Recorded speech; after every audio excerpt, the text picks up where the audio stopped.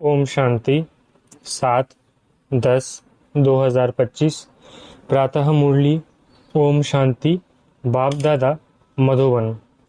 बाबा आज कह रहे हैं, मीठे बच्चे, भिन्न भिन्न युक्तियां सामने रख याद की यात्रा पर रहो। इस पुरानी दुनिया को भूल अपने स्वीट होम और नई दुनिया को याद करो। मीठे बच्चे, भिन्न भिन्न युक्तियां सामने रख याद की यात्रा पर रहो। इस पुरानी दुनिया को भूल अपने स्वीट होम और नई दुनिया को याद करो। प्रश्न, कौन सी एक्ट अथवा पुरुषार्थ अभी ही चलता है, सारे कल्प में नहीं? उत्तर, याद की यात्रा में रहे आत्मा को पावन बनाने का पुरुषार्थ, सारी दुनिया को पतित से पावन बनाने की एक्ट सारे कल्प में सिर्फ इसी संगम समय पर चलती है। यह एक्ट हर कल्प रिपीट होती है। तुम बच्चे इस अनादि अविनाशी ड्रामा के वंडरफुल राज को समझते हो। ओम शांति। रूहानी बाप बैठ रूहानी बच्चों को समझाते हैं, इसलिए रूहानी बच्चों को देही अभिमानी या रूहानी अवस्था में निश्चय बुद्धि होकर बैठना व सुनना है। बाप ने समझाया है, आत्मा ही सुनती है इन ऑर्गन्स के द्वारा। ये पक्का याद करते रहो। सदगति और दुर्गति का यह चक्र तो हर एक की बुद्धि में रहना ही चाहिए, जिसमें ज्ञान और भक्ति सब आ जाती है। चलते फिरते बुद्धि में यह रहे, ज्ञान और भक्ति, सुख और दुख, दिन और रात का खेल कैसे चलता है। हम 84 का पार्ट बजाते हैं। बाप को याद है तो बच्चों को भी याद में रहने का पुरुषार्थ कराते हैं। इससे तुम्हारे विकर्म भी विनाश होते हैं और तुम राज्य भी पाते हो। जानते हो, यह पुरानी दुनिया तो अब खलास होनी है। जैसे कोई पुराना मकान होता है और नया बनाते हैं तो अंदर में निश्चय रहता है। अभी हम नए मकान में जाएंगे, फिर मकान बनने में कभी वर्ष 2 लग जाते हैं। जैसे नई दिल्ली में गवर्नमेंट हाउस आदि बनते हैं तो जरूर गवर्नमेंट कहेगी, हम ट्रांसफ़र हो नई दिल्ली में जाएंगे। तुम बच्चे जानते हो, ये सारी बेहद की दुनिया पुरानी है, अब जाना है नई दुनिया में। बाबा युक्तियाँ बताते हैं, ऐसी ऐसी युक्तियों से बुद्धि को याद की यात्रा में लगाना है। हमको अब घर जाना है, इसलिए स्वीट होम को याद करना है, जिसके लिए मनुष्य माथा मारते हैं। ये भी मीठे मीठे बच्चों को समझाया है कि ये दुख धाम अब खत्म होना है।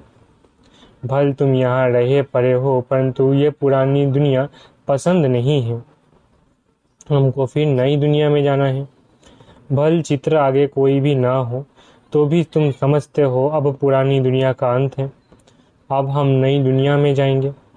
भक्ति मार्ग के तो कितने ढेर चित्र है, उनकी भेंट में तुम्हारे तो बहुत थोड़े हैं।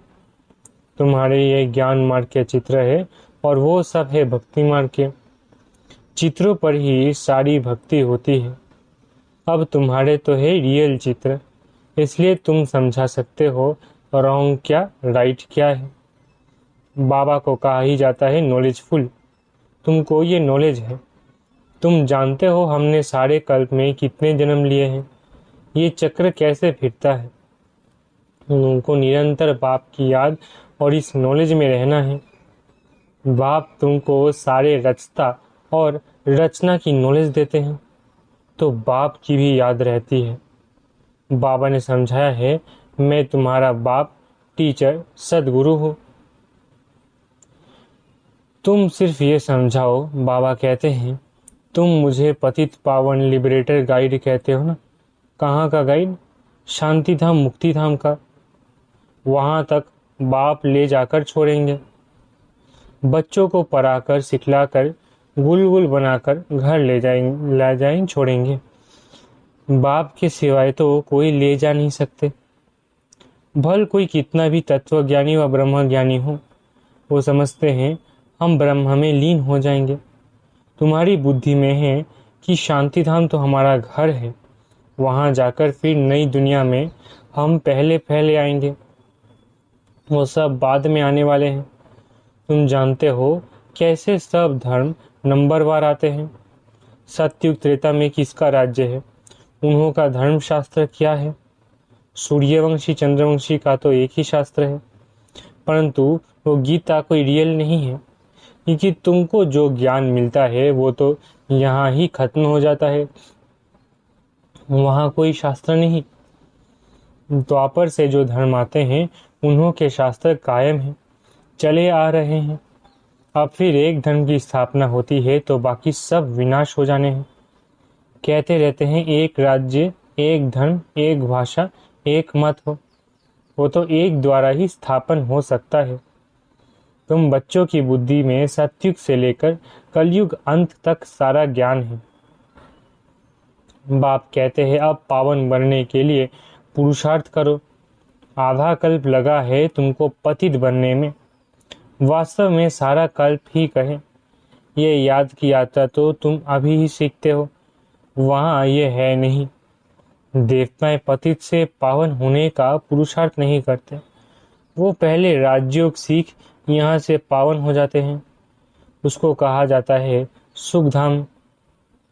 तुम जानते हो सारे कल्प में सिर्फ अब ही हम याद की यात्रा का पुरुषार्थ करते हैं, फिर यही पुरुषार्थ अथवा जो एक्ट चलती है पतित दुनिया को पावन बनाने लिए, फिर कल्प बाद रिपीट होगी। चक्र तो जरूर लगाएंगे ना। तुम्हारी बुद्धि में ये सब बातें हैं कि ये नाटक है।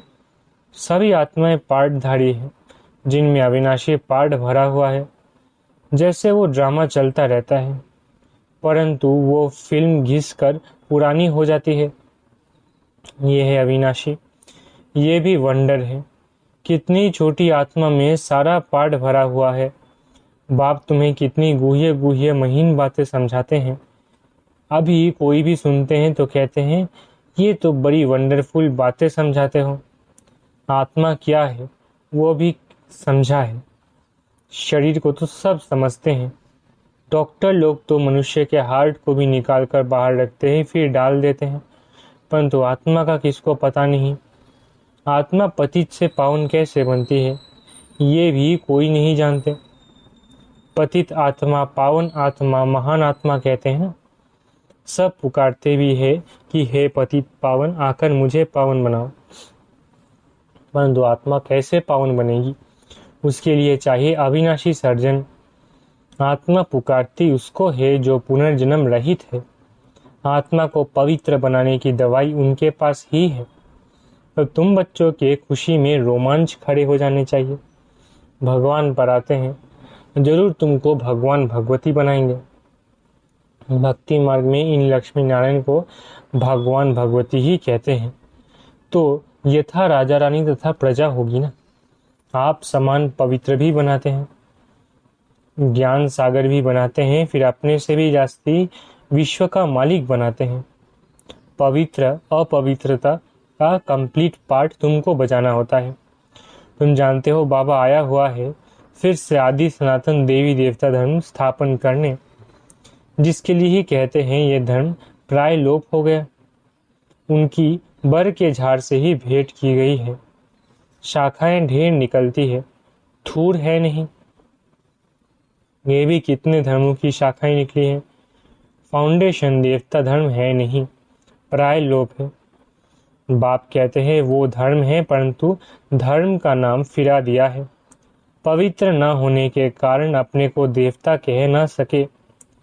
न हो तब तो बाप आकर रचना रचे न। अभी तुम समझते हो हम पवित्र देवता थे, अभी पतित बने हैं। हर चीज ऐसे होती है, तुम बच्चों को ये भूलना नहीं चाहिए। पहली मुख्य मंजिल है बाप को याद करने की, जिससे ही पावन बनना है। बोलते सब ऐसे है हमको पावन बनाओ, ऐसे नहीं कहेंगे कि हमको राजा रानी बनाओ।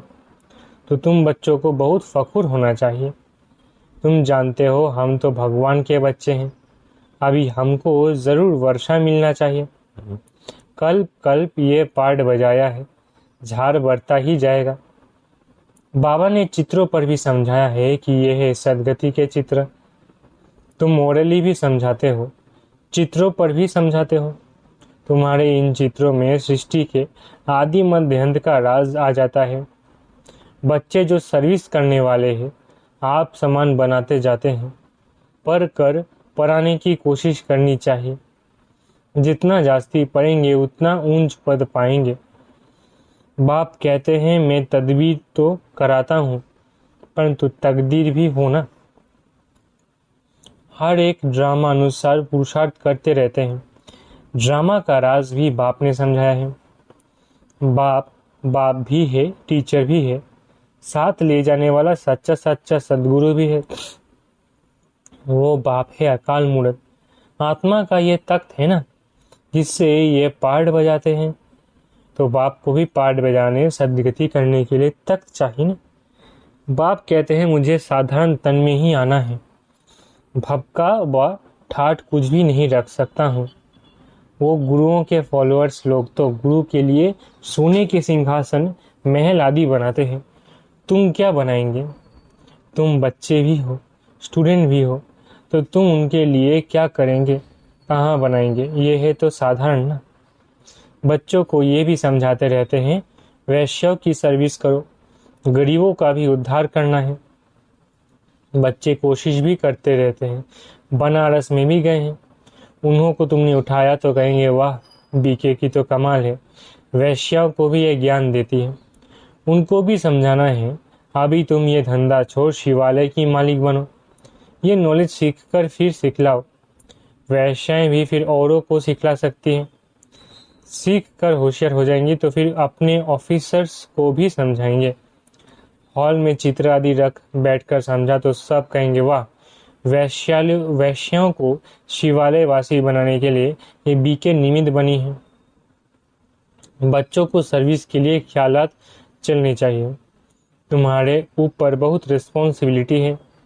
अहिल्याएं, कुब्जाएं, भीलनियाँ, गणिकाएं, इन सब का उद्धार करना है। गायन भी है, साधुओं का भी उद्धार किया है। ये तो समझते हो साधुओं का उद्धार होगा पिछाड़ी में।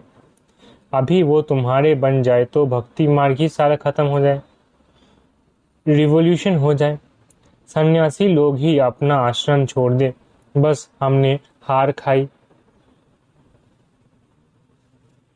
ये पिछाड़ी में होगा। बाबा डायरेक्शन देते रहते हैं ऐसे ऐसे करो। बाबा तो कहाँ बाहर नहीं जा सकते। बाप कहेंगे बच्चों से जाकर सीखो। समझाने की युक्तियां तो सब बच्चों को बताते रहते हैं। ऐसा कार्य करके दिखाओ जो मनुष्यों के मुख से वाह वाह निकले। गायन भी है, शक्तियों में ज्ञान बाण भगवान ने भरे थे। ये है ज्ञान बाण। तुम जानते हो ये बाण तुमको इस दुनिया से उस दुनिया में ले जाते हैं। तो तुम बच्चों को बहुत विशाल बुद्धि बनना है। एक जगह भी तुम्हारा नाम हुआ, गवर्नमेंट को मालूम पड़ा, तो फिर बहुत प्रभाव निकलेगा। एक जगह से ही कोई अच्छे 5-7 ऑफिसर्स निकले तो वो अखबारों में डालने लग पड़ेंगे। कहेंगे ये बीके वैश्यों से भी वो धंधा छुड़ाए शिवालय का मालिक बनाती है। बहुत वाह वाह निकलेगी। धन आदि सब वो ले आएंगे। तुम धन क्या क्या करेंगे? तुम बड़े बड़े सेंटर्स खोलेंगे। पैसे से चित्र आदि बनाने होते हैं। मनुष्य देखकर बड़ा वंडर खाएंगे। कहेंगे पहले पहले तो तुमको प्राइज देनी चाहिए। गवर्नमेंट हाउस में भी तुम्हारे चित्र ले जाएंगे। इन पर बहुत आशिक होंगे। दिल में चाहना होनी चाहिए। मनुष्य को देवता कैसे बनाए? ये तो जानते हो जिन्होंने कल पहले लिया है वही लेंगे। इतना धन आदि सब कुछ छोड़ दे, मेहनत है। बाबा ने बताया हमारा अपना घर घाट मित्र संबंधी आदि कुछ भी नहीं।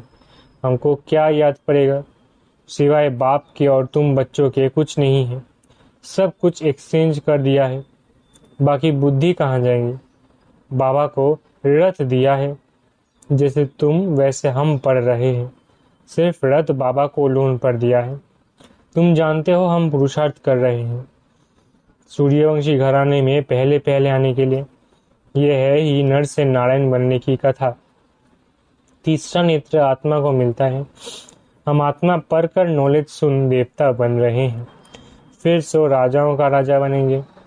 शिव बाबा कहते हैं मैं तुमको डबल सिरताज बनाता हूँ। तुम्हारी अभी कितनी बुद्धि खुल गई है। ड्रामा अनुसार कल पहले मुआफिक, अब याद की यात्रा में भी रहना है। सृष्टि चक्र को भी याद करना है। पुरानी दुनिया को बुद्धि से भूलना है। अच्छा, मीठे मीठे सिकिलधे बच्चों प्रति माता पिता बाप दादा का याद प्यारा गुड मॉर्निंग। रूहानी बाप की रूहानी बच्चों को नमस्ते। हम रूहानी बच्चों की रूहानी माता पिता बाप दादा को याद प्यार गुड मॉर्निंग और नमस्ते। धारणा के लिए मुख्य सार पहला, बुद्धि में रहे अब हमारे लिए नई दुनिया स्थापन हो रही है। ये दुख की पुरानी दुनिया खत्म हुई की हुई, ये दुनिया बिल्कुल पसंद नहीं आनी चाहिए। दूसरा, जैसे बाबा ने अपना सब कुछ एक्सचेंज कर दिया तो बुद्धि कहाँ जाती नहीं, ऐसे फॉलो फादर करना है। दिल में बस यही चाहना रहे कि हम मनुष्य को देवता बनाने की सेवा करें, इस वैश्यालय को शिवालय बनाएं। वरदान, देह अभिमान के रॉयल रूप को भी समाप्त करने वाले साक्षी और दृष्टा भव। देह अभिमान के रॉयल रूप को भी समाप्त करने वाले साक्षी और दृष्टा भव। दूसरों की बातों को रिगार्ड न देना, कट कर देना, ये भी देह अभिमान का रॉयल रूप है, जो अपना व दूसरों का अपमान कराता है। क्योंकि जो कट करता है उससे अभिमान आता है और जिसकी बात को कट करता उससे अपमान लगता है। इसलिए साक्षी दृष्टा के वरदान को स्मृति में रख ड्रामा की ढाल व ड्रामा के पट्टे पर हर कर्म और संकल्प करते हुए मैंपन के इस रॉयल रूप को भी समाप्त कर हर एक की बात को सम्मान दो, स्नेह दो, तो वो सदा के लिए सहयोगी हो जाएगा। स्लोगन, परमात्म श्रीमत रूपी जल के आधार से कर्म रूपी बीज को शक्तिशाली बनाओ। परमात्म श्रीमत रूपी जल के आधार से कर्म रूपी बीज को शक्तिशाली बनाओ। अव्यक्त इशारे, स्वयं और सर्व के प्रति मनसा द्वारा योग की शक्तियों का प्रयोग करो। हर समय हर आत्मा के प्रति मनसा स्वतः शुभ भावना और शुभ कामना के शुद्ध वाइब्रेशन वाली स्वयं को और दूसरों को अनुभव हो। मन से हर समय सर्व आत्मा प्रति दुआएं निकलती रहे। मनसा सदा इसी सेवा में बिजी रहे, जैसे वाचा की सेवा में बिजी रहने के अनुभवी हो गए हो। अगर सेवा नहीं मिलती तो अपने को खाली अनुभव करते हो। ऐसे हर समय वाणी के साथ साथ मनसा सेवा स्वतः होती रहे। अच्छा, ओम शांति। शुक्रिया बाबा।